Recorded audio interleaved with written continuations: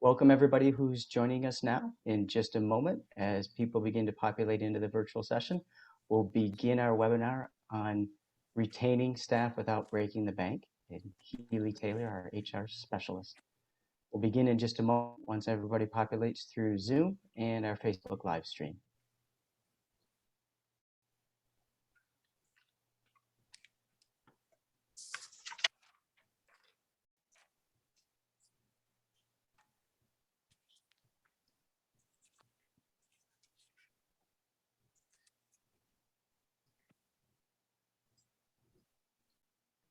We're right at the bottom of the hour, so we're going to get started with our Zoom session today. Hello, everyone, and welcome to the Entrepreneurs Education Collaborative's next virtual session titled Retaining Staff Without Breaking the Bank with our talent maximizer and HR expert, Keeley Taylor.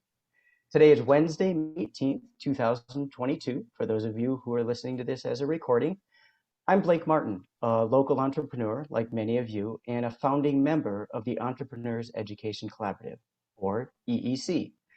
The EEC, who hosts these sessions, is a collective effort of the following community resource organizations and providers: the Better Business Bureau, Catholic Charities, the Greater Omaha Chambers Reach Initiative, the Nebraska Enterprise Fund, Nebraska Business Development Center, OPPD, SCORE Mentors of Greater Omaha, the Business Ethics Alliance, and the U.S. Small Business Administration. Nope, you don't have to memorize all that. We're not going to have a test on those names, but just know that we are your one-stop shop for all things entrepreneurship and small business around here. A couple of housekeeping items before we do our introductions and get going. Remember to turn your phones to Taze in case those will distract you. And if you're having any problems with bandwidth, you might want to clear your browser of all the tabs you have open. Please be aware that all participants, as we always do, will be muted throughout this session, but we will be checking the questions both via the chat on Zoom as well as the comments section on our Facebook livecast. So please submit any questions or comments you have beginning now and through the session. We'll then field those questions when our presenter is finished and spend much of our time going through the Q&A. We'll try to answer all of your questions, of course, but if we miss anything or you get a question that you remember as soon as we disconnect, feel free to send that message through to any of the EEC member organizations that you're familiar with, and we'll make sure to get your questions answered. So yes, we are recording and we'll post this webinar. It's on the Facebook livecast now on the Reach Initiative's Facebook Live page. And then, of course, immediately after, generally within 24 to 48 hours, we will post the downloadable and share version on the Entrepreneurs Education Collaborative page of Facebook. You can either Google the words Entrepreneurs Education Collaborative or just go to Facebook and type in Entrepreneurs Education Collaborative, and you'll see our page with all the archives in the videos section for this and all of our prior sessions that we've done. We will be continuing with our monthly sessions on third Wednesdays through 2022. Remember, we take a break in December. Our next session will be in June, 11:30 a.m. on June 15th, and that's going to be on customer retention. So get ready for that one. That's another one that's very timely. And of course, our sessions en Espanol at 6 p.m. on June 9th, Plan de Negocios, business plans, a very unique and practical approach to creating and updating them. That'll be 6 p.m. on June 9th. Now, although the clear consensus for today's session was to remain virtual, we do plan to offer in-person and virtual blended session again with our August 17th EEC. For today's session and to the fun stuff, I have the honor of introducing Keeley Taylor. Keeley has 20 years in HR management, guiding complex leadership teams, revamping retention strategies, and enhancing talent development. She's the Chief Human Resource Officer for the Greater Omaha Chamber of Commerce, has a master's degree in organizational leadership and development, and is the owner of HR Minded Consulting Services, LLC. Her senior leadership roles go across a broad array of industries: healthcare, information technology, retail, manufacturing, insurance, hospitality, and nonprofits. As a certified seminar management trainer and training facilitator, she speaks all throughout North America. We're privileged to have you for this time and for you to volunteer your expertise to this group. Clearly, you live and breathe human resources and retention. So Keeley, thank you so much for joining us today. I'm going to hand the floor over to you. Thank you, Blake. What a pleasure spending this afternoon with all of you, the Entrepreneurs Education Collaborative. I'm very thankful for being in your presence today. Thank you for having me. And so I am looking forward to spending this afternoon talking with you about a topic that I find both relevant and interesting. Over the last 20 years in HR, I've seen many changes in the workplace. But in the last 3 years, we've all noticed some very significant changes that have shaped what I feel will truly become our new norm. And so we're going to look at that. You know, people are definitely waking up to the value of living lives that allow them to connect and nurture their well-being. We've truly seen that in the last 3 years and today. They're waking up from the collective delusion that burnout is the price we have to pay for success. And that is the basis of our conversation today. You know, what are people seeking today in the workplace? So when we talk about employee benefits and retaining staff, it pays for us to start at the root of the cause, you know, why people are looking for a change in the workplace. Um, what's causing that? You know, today it's a lot more than just about medical, dental, and vision care. People need something more from their workplace. Um, I remember, you know, not long ago, before the last 3 years, it appeared that the human element was always present, right? However, profit and productivity were the leading charges of the workplace. You know, that was the main focus, and correct me if I'm wrong, but that's what I've seen in my career, that being the main focus. Well, the last 3 years have definitely shifted that focus, and our employees are not, they're not as interested in maintaining that status quo with us focused on profit and productivity. They want much more than that. And so when we talk about retention, when we talk about employee wellness and benefits, that conversation needs to extend far beyond medical, dental, and vision. So that is the basis of the conversation today, focusing on connection and the need for connection in the workplace. However it looks, you know, that's not just us being in the office and convening in public spaces within the office or going to events. Now that's on the screen as well, as we are today. We have to find how we're going to keep that connection, because at the basis of that human element and what we all seek in order to thrive as human beings, connection is key. So throughout this conversation, I really want you all to, as you sit in your individual spaces, be thinking about your individual workplaces.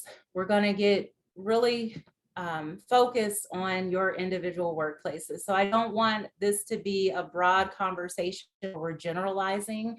You are going to be focusing on how is your workplace keeping that connection. And there's going to be a time for you to kind of SWOT your workplace. I'll speak about that in just a few minutes and what that means.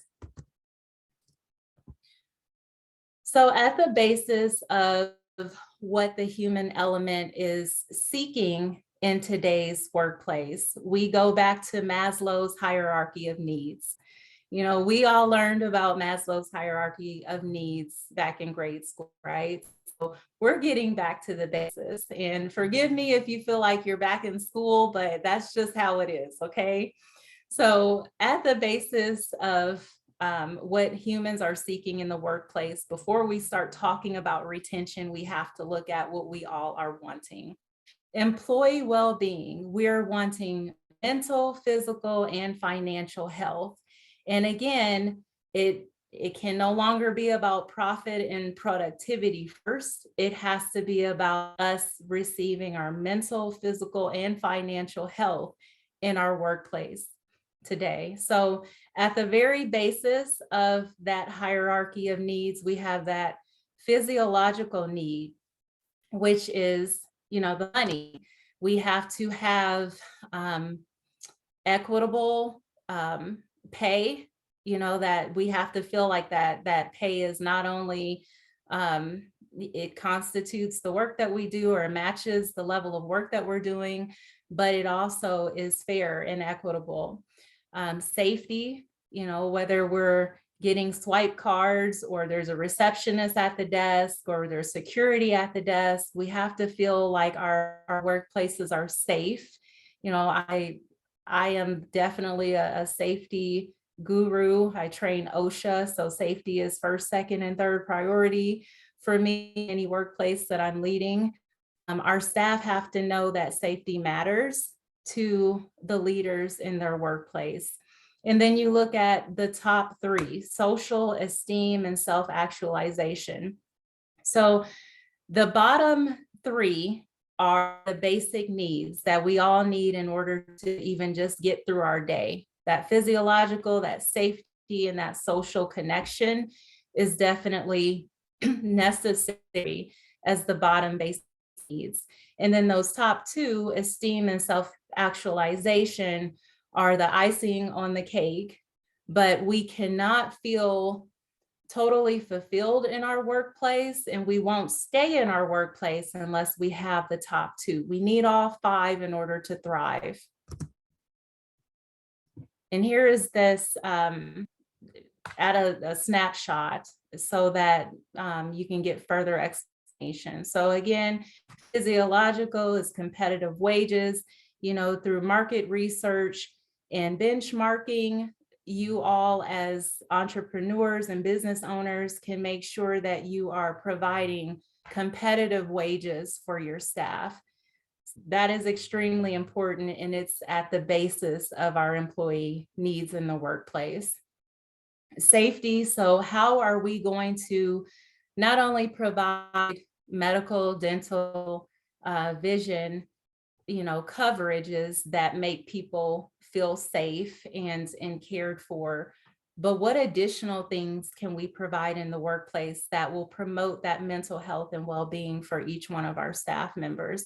And I promise we will get into further detail on that in just a few moments. Social interaction, community and connection. How is the workplace providing these needs for our staff? That takes a little bit of outside of the box thinking. We'll touch on that as well. And then esteem, reward, and appreciation. These topics are not new to us, but we may have been going about them in a different way than what employees are seeking today. And so I will touch on that in just a moment.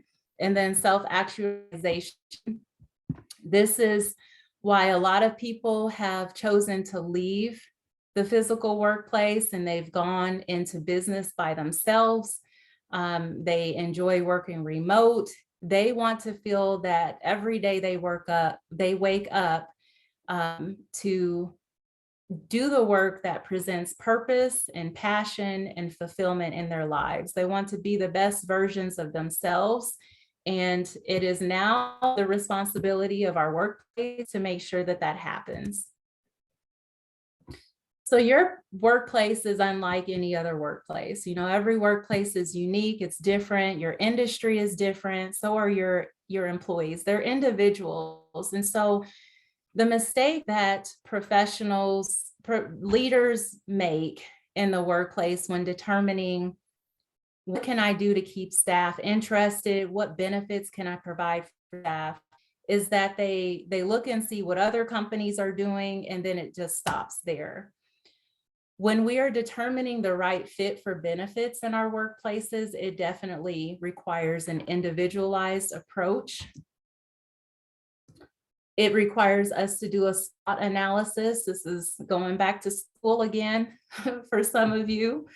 Looking at our strengths, weaknesses, opportunities, and threats.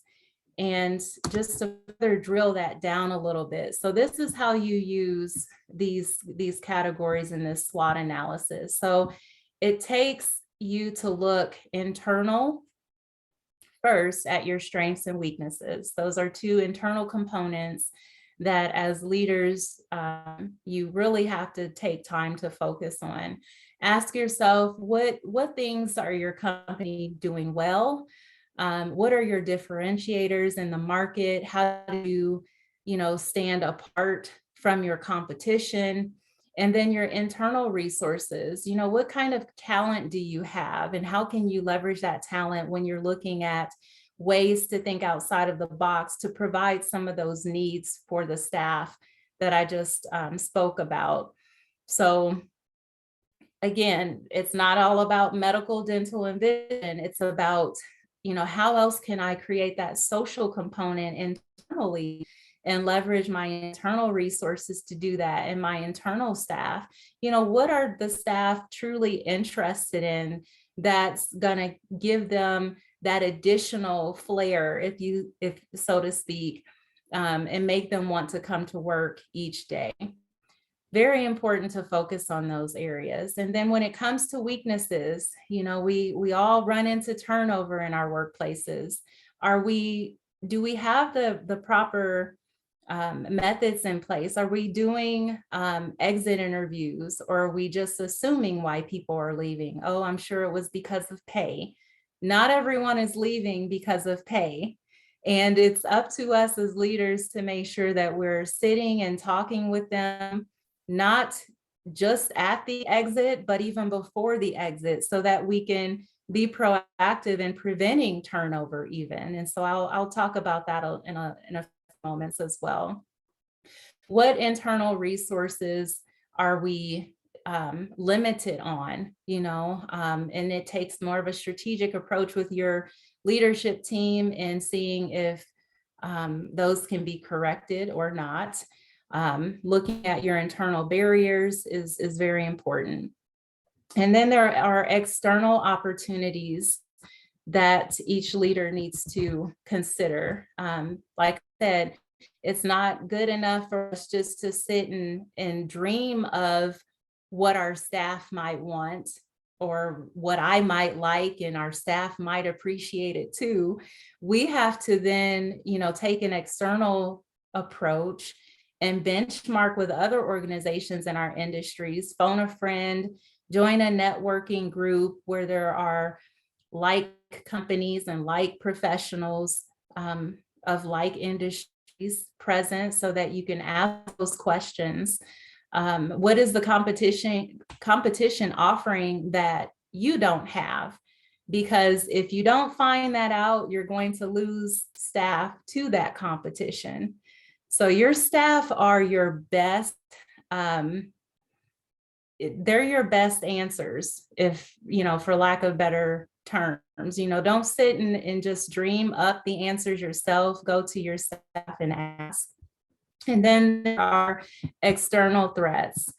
We're all facing very low unemployment here in Nebraska. That's an external threat for us. How are we going to combat that? What market wages and competition are we up against? And then the external perceptions. If you're constantly losing staff, that creates, after a while, an external perception, that might be out there lurking, and you need to know what that perception is. So what is your glass door,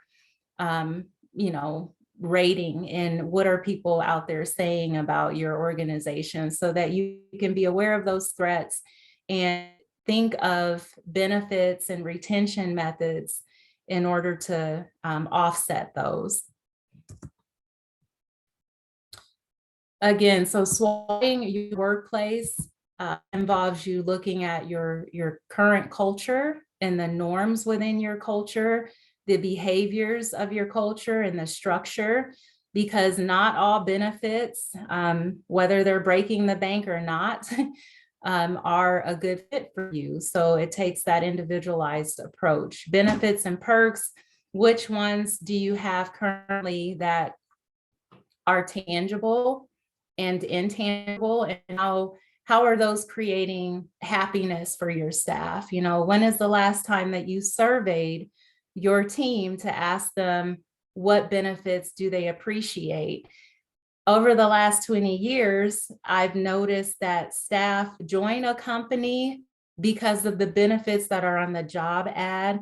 And then once they are employees, they tend to forget about all of the benefits that they have. And so it is a responsibility of our leadership team and your HR team to keep those benefits in front of the staff so that they are constantly aware of them.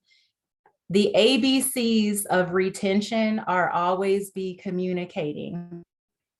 So always be having conversations and putting those in front of your teams.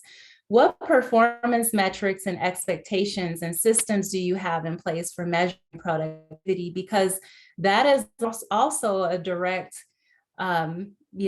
correlation or inhibitor even, and retention tool or a deterrence. Because if your performance metrics and expectations are not attainable, or they not perceived to be attainable to the majority of your staff, you will lose people because of those systems that you have in place. So again, I know that, we probably thought we were just going to get a list of things that we could look at to help us stop from, breaking the bank when it comes to retention.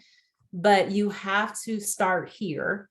You have to take a strategic approach and question these things before you can look at what's going to save you money.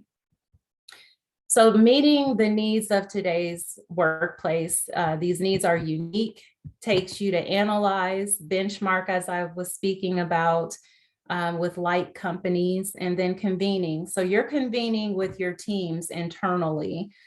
They are your best resource for the answers that you're seeking. So back in the day, before the last 3 years, we were all big on what I call higher cost, lower return on investment benefits.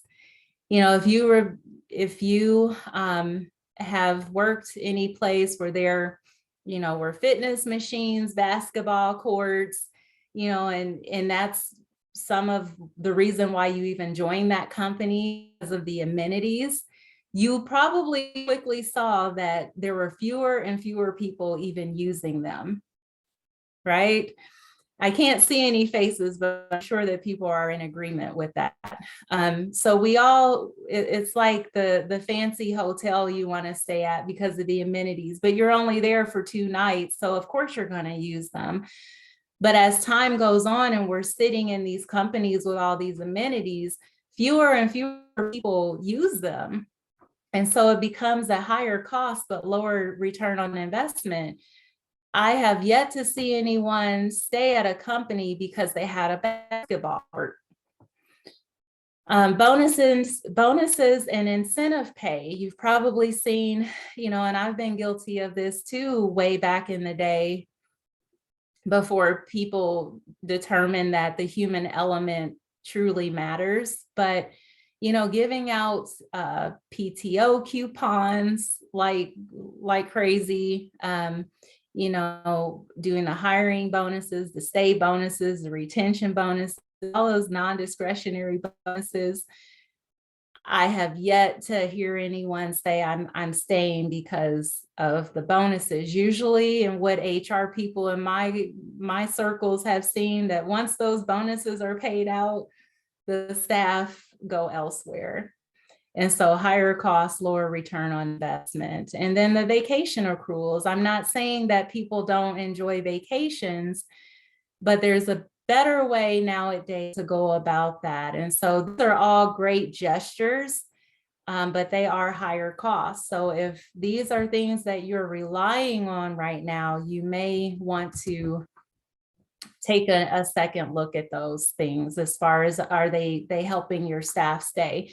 And they may be in your space and in your company because every workplace is different. But on the grander scale and looking at studies, those are not the things that are keeping people at your organization or at many organizations. So here are the lower cost, higher return on investment benefits. Respect, feedback, flexibility, these three categories. When it comes to respect, is your culture one that values the diverse opinions and the diverse demographics even of your people? And do people feel that? It's not one thing. It's one thing to put it in writing, to put it on the board, to talk about it often, but unless people actually feel that culture values their diverse opinion and that they're being heard and that they're cared for, it doesn't matter. It becomes noise, and then people don't want to hear it because they don't see that it's practiced. Equitable practices, both internal and external, matter. So are we walking the walk internally, but are we also walking the walk externally? That is the respect that people are demanding. They're not just requesting it anymore. They're demanding it, and they will go elsewhere if not. And that is a lower cost, for us to do that. It takes work, but it's a lower cost to provide feedback, ongoing feedback with reasonable metrics. Here's where I talk about those systems that are in place for performance reviews.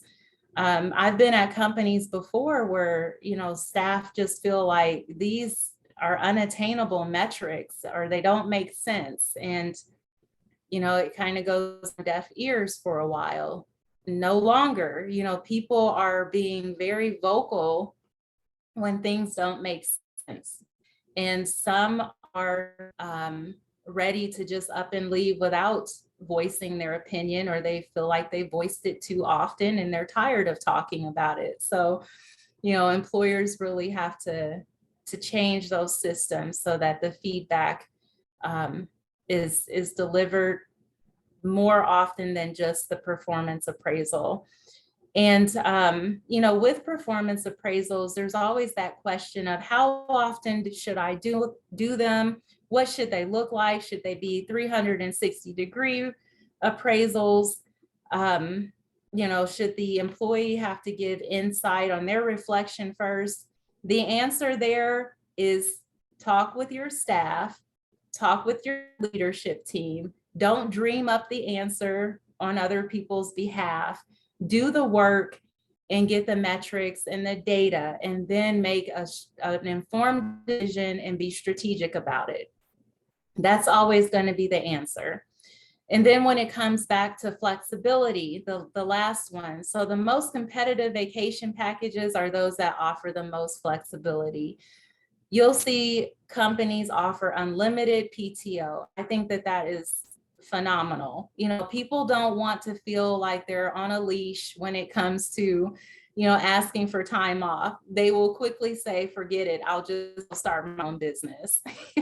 And that tends to be more of a lower cost benefit, because if you think about in the state of Nebraska, we have to pay out vacation. Well, if we open it up and it's unlimited vacation and there's no accrual, then there's also no payout. So these lower cost, higher return on investment benefits and ideas will give you the best results in the long run. Indeed says that when choosing between a high-paying job and a lower-paying job with quality benefits, 88% of employees would consider the lower-paying job. It's all about the benefits for most people. And that's why a lot of people have decided to leave the workplace, because they didn't feel like it was benefiting them anymore. They couldn't get their self-actualization. The pay might have been there for them, but in the long run, that self-actualization matters more. Here, you don't see that bottom base physiological need, and that's because that's a no-brainer. People have to be paid competitively, competitive wages, or they're not even going to think about your company. However, it has to be more than that. If these top four are not present, again, it's a losing battle.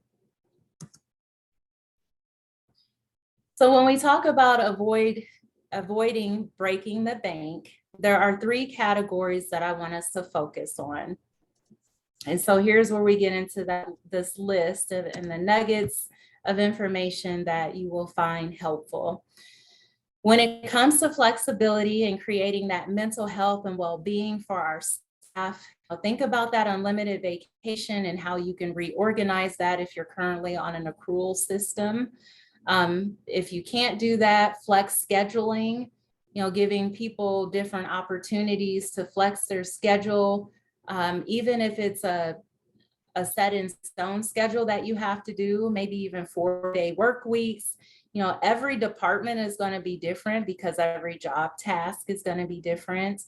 Again, it takes a strategic approach.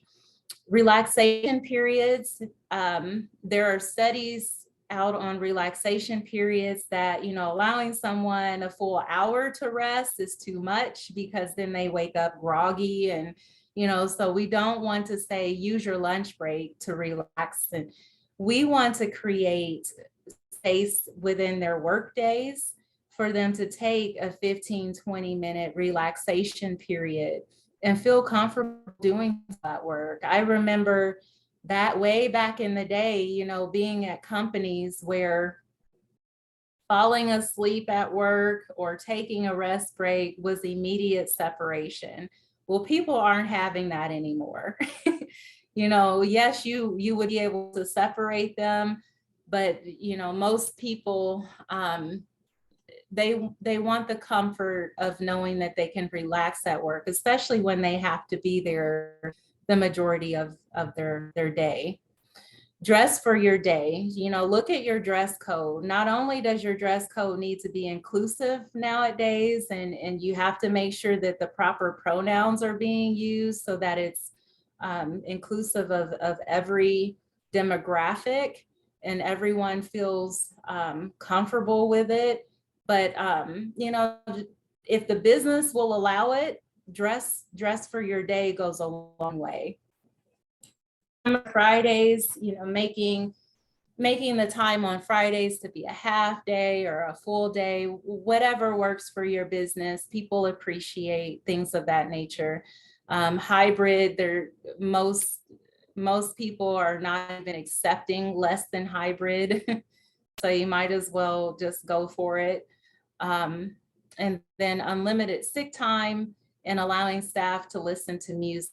Those are other opportunities as well. And so I know that we'll have questions after this talk. I'm looking forward to those so we can have some dialogue. When it comes to engagement, this is where you're going to need to get a little bit more creative within your workspace. And again, one size does not fit all. So again, looking internally to see what types of talent you have, who would be helpful amongst the staff, helping you to create connection within the workplace. ERG groups, SRG groups, for those of you who don't know, an ERG is an employee resource group that focuses on a specific demographic or cause and allows people to meet during the workday to discuss common topics, common issues, concerns. It gives them a support group within the workplace. These are things that keep our people retained. They're not just wanting to come to work to do their best work. They also want that engagement. Free food and social opportunities during the workday go a long way as well. Under development, so this is how we get to that top of the hierarchy for self-actualization, which is being the best you and having that fulfillment in your job. Lunch and learns, where people can learn different ideas and communicate with one another on certain topics? Who do you have within your workplace who can help to facilitate, or what speakers can you bring in? Think about, there are benefits out there like EAP Best Care. That's one organization where they not only provide the coaching and counseling sessions, but they also have speakers that will come in and talk to your staff about certain topics. There are a lot of vendors out in the market nowadays that, again, are going well beyond just the medical, dental, and vision. They're adding on to their serving for the employer. Individual development plans. So this is not just during that performance appraisal where you're talking about what would you like to grow and develop in, and what would you like to do in the next review period. This is an ongoing coaching and mentoring that staff want and need and will leave if they're not getting it. So it's up to that manager to make sure that this is in place for the staff. Culture for recognition, that we have to have that. People want to be recognized, not just for the work that they do in the workplace, but also their personal achievements. So again, you guys get the point. It's more than just being an employer. When we say bring your whole self to work, we better be prepared, ready to support that whole self. And these are areas that we can do that in. These are ideas that you can definitely use that work. I have financial literacy opportunities for staff, leadership book clubs. I've heard that those have been successful in organizations and businesses that I work with. And again, I'm here to entertain any questions that you have. So here's that human relations path. This is the hierarchy and just a different setup. Basic need is the good paycheck, and the swipe card for security, socializing and activities. We have to find a way to present those in the workplace. Praise, perks, celebrations are a must. And training, ongoing training and development, and the freedom to innovate. People want the space to create what they want to create. They want to put their own stamp on their work these days. And so you have to create an opportunity for that if you're going to achieve or meet that higher need in the hierarchy. That's when the ultimate level of satisfaction is achieved. So if we don't do these things, let's talk about the average cost to rehire. Non-executive level positions on average will cost an organization upwards of $4,425. And that's to replace someone who leaves. So it's cheaper with those ideas that I just presented on the last 3 slides to implement those instead of to pay this amount each time someone of a non-executive level leaves the organization. And we'll go over what goes into this cost. For executives, we're looking at $14,936 on average. This is according to Society of Human Resources Management. And I know these numbers are accurate because I've lived them. I've seen them happen and I've done the math. And I have a formula for you as well. You can write down so you can do the math in your organization.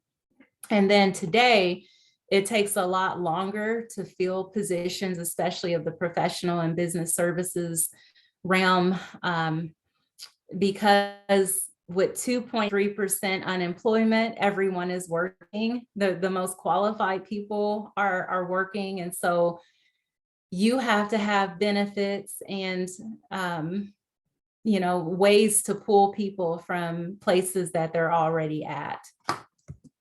So it's cheaper to keep them. So these are the direct or tangible costs, and then the intangible costs that we look at when it comes to turnover and replacing people who leave. Think about that vacation payout. So if you're on the accrual system right now, easily half of that $4,000 or that $14,000 that we saw on the last slide, vacation payout is part of that number. The job ads that you have to pay for, Indeed luckily is free, and I've leaned on that throughout my career. But there are ways to keep the job ad on the top of the list, and you have to pay for that. Career fairs, some of those are free, but the bigger ones are not. New hire compensation. Someone who's been with your organization for a while may not be, even at the earning level that you might have to pay to get a new hire in there to replace them. So, gone are the days where an employer can say, okay, well, this person isn't happy, they can just leave, I'll replace them. That mindset does not work any longer. I never did agree with that mindset, just to go on record and say that. Hiring bonuses, you see a lot of those posted because low unemployment, we have to pay for people to even apply these days, and employers are doing that. They're paying for people to even apply for their job. Sounds crazy, but it's true. Onboarding and orientation, there are costs for that, not just for the swag and the thing we give to people, the lunch, but think about the time that's invested for HR or for the manager or for that team to sit and to train people. So those direct costs add up very quickly.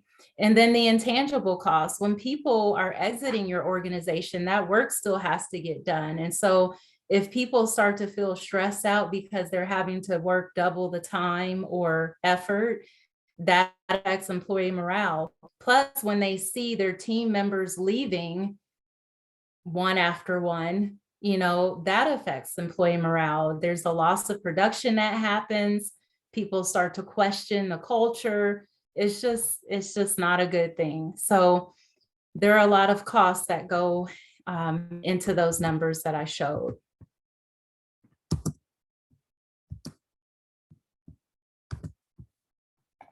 Here's the formula if you like to write it down and use it in your organization so that you can determine what the cost of your hires are. So it's taking those internal recruitment costs that I spoke of, plus the external recruitment costs, and dividing it by the number of total hires. I will give you your individualized answer as to how much you're paying to rehire individuals. So replacement costs can reach as high as 50 to 60% of an employee's annual salary. And then the total costs associated from turnover can range anywhere between 90% to 200% of an annual salary. The way to offset these is to hire smart in the first place, but then also to make sure that your benefits are relevant. Again, we don't want to dream up the benefits that our staff want. We want to ask them and to benchmark and to make sure that the benefits are a right fit for our organizations. So when focusing on retention, building the relationship is key. Customizing benefits, you can't get away from that. And I do interviews throughout the employee life cycle. It's not just the new hire interview, but there are stay interviews, whether you call them that or not. It's consistently checking the pulse of your organization and sitting with people and asking them about not only, how they're doing personally, but how's their work going? How are their relationships? How does it feel? What's the vibe? Those are the best stay interviews, whether you're writing something down or not. Then exit interviews are a must because you have to have that data if you're going to change the situation. that you might have in your organization. Again, the ABCs of retention are to always be communicating. So something special happens when you value people. I've always believed this, and we celebrate, what we celebrate is a representation of what we value. And goes without saying that people have to feel celebrated. They have to feel valued. It's at the core of their human element needs. We've seen that. And so with that, I just want to thank you for your time in the presentation and see if you have any questions. Great. Yeah, we have several questions. I'm just going to go down the list. I think you touched on a lot of these. Early on was, how do small businesses compete with higher wages? And I think that's a real issue for our target audience today. Is maybe we're a smaller business, I can't give as good of a wage. How do I compete?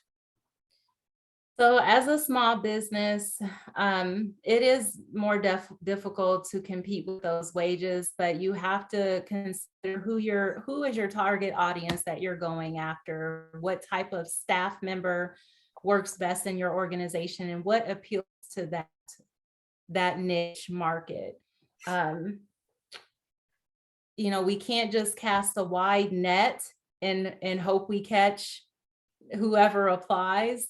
Go after those specific people, find out what matters to them, because it might not be money. Everyone has to pay their bills and wants to feel that, they're being paid equitably, but certain things matter to certain people. So we can't just assume that it's all about the money. Super. And the next question, Blake, you might need to help here. Are the slides available? I know we put the recording on about within a 24-hour period. It will be on the website, but are the slides made available? Yes. Okay. So watch for those, and we will send out a link to the recording as well. You talked early on about different resource groups people could join. Do you have some maybe Omaha specific or Nebraska, Southwest Iowa specific ideas of what are good resource groups? I can make those available along with the slides. Super. Yeah. The SRG, the ERG that I directly spoke about in the presentation are ones that employers create within their own organizations. I think that those work best as far as the low cost return on investment benefits, because people need that internal connection. So yes, they can jump on a webinar or a Zoom call, or go to a remote or offsite location and join a group. But it's better even to have those within your internal workplace. Okay, super. That's going to drive retention more so. Okay, great. Yeah. And how would you suggest approaching the integration of meaningful community service programs within our workplaces today? The way I would approach that is to find out what matters to the staff. What would they like to get involved in? How does those certain organizations that you're considering, how do they fit into your mission values, your guiding principles, if you will? How does it all align? So there's never an easy answer. It all has to depend on your individual workplace and the people in it. Super. And then I have a comment. Kawasaki over in Lincoln seems to have figured out some of the balance. I believe they've adjusted their hours. So parents with students and school-age children their hours are worked around pickup drop-off times. Nice. I don't know if you have any comments on that or want to elaborate more on that. I just want to applaud them for looking at that and figuring it out, because it's necessary.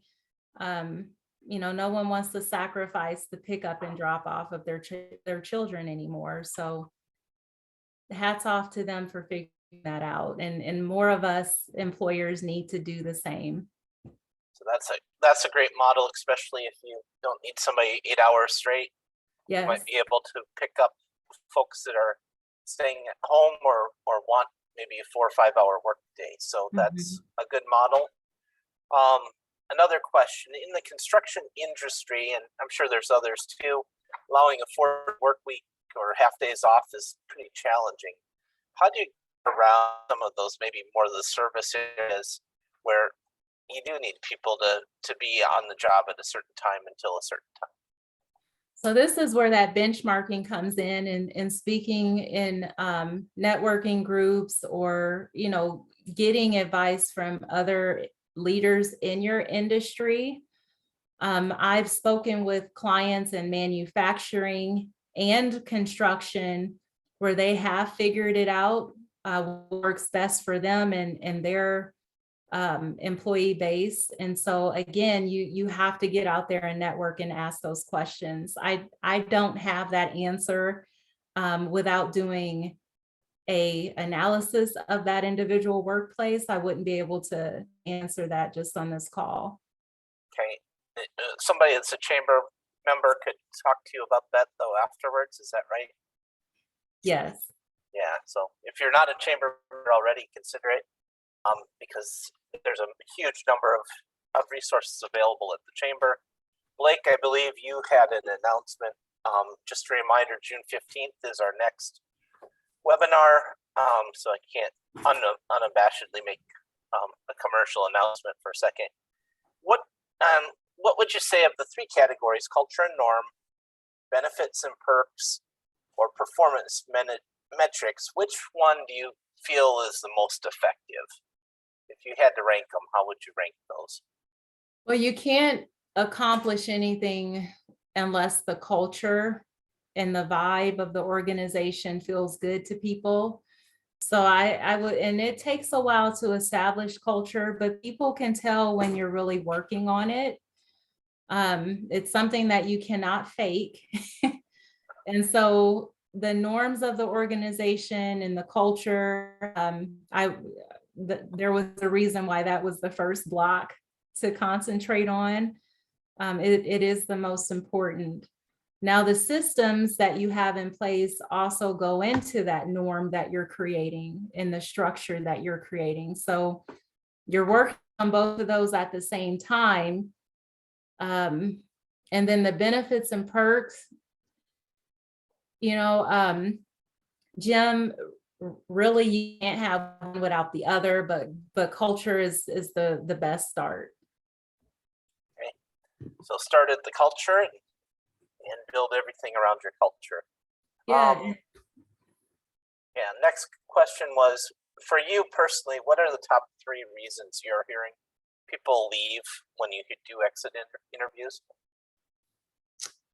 The top 3 reasons in the last 3 years that I've heard is that I don't have to work. I get to, this is a once in a lifetime opportunity for me not to have to work.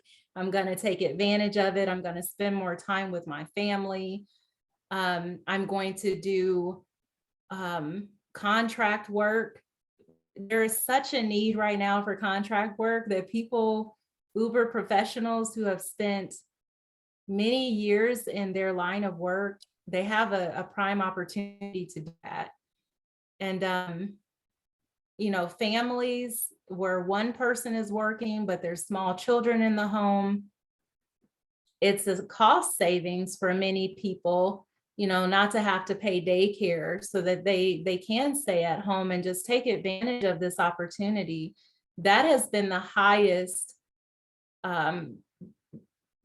reason for the turnover that I've seen in my space.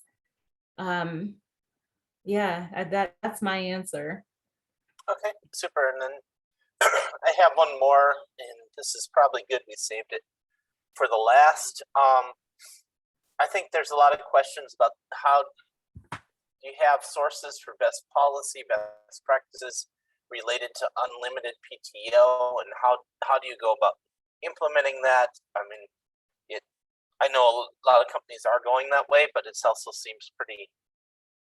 How do you get that in place so that both sides win? Well, you have to start with what are you going to do with your current process? Okay, because in the state of Nebraska, you do pay out PTO. Are you going to grandfather those people in and still have them have to use their vacation? Are you going to pay everything out and then start anew? It's going to take a strategic approach.